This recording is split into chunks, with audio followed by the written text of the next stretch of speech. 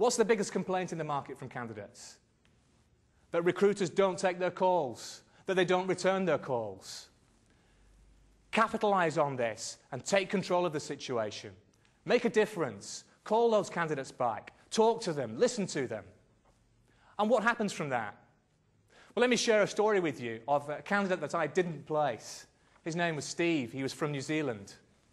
One of my competitors placed him before I had the opportunity to. However, I worked very hard on Steve. I took his calls. I listened to him.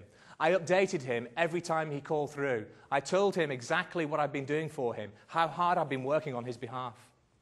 My competitor placed him. Who did Steve give the business to when he became a manager in his next organisation? Me. And he was a manager straight away.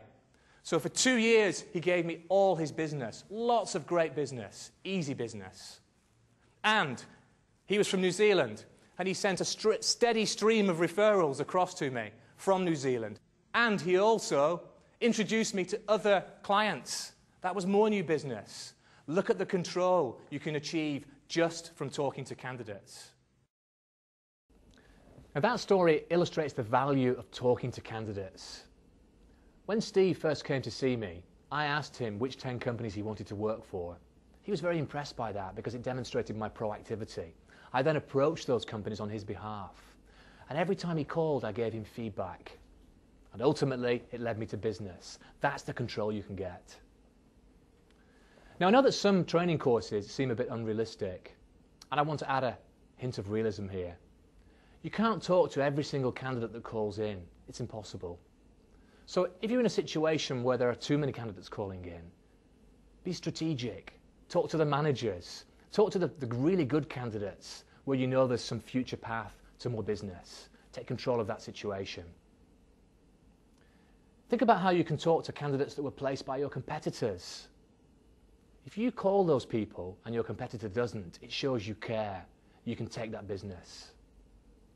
And it's well worth remembering the tip from session 1 about flagging part of your database where friendly candidates are stored and you can keep in touch with them. People you just had a professional, friendly conversation with, and you can go back to them and get information. Now, this whole session is called Taking Control. And many recruiters find themselves at some point, unfortunately, let down by candidates. So I'm now going to show you how to take control and minimize the risk of being let down. A very simple tip for permanent recruiters is just to keep in touch. Keep in touch between placement and start date, because things can go wrong.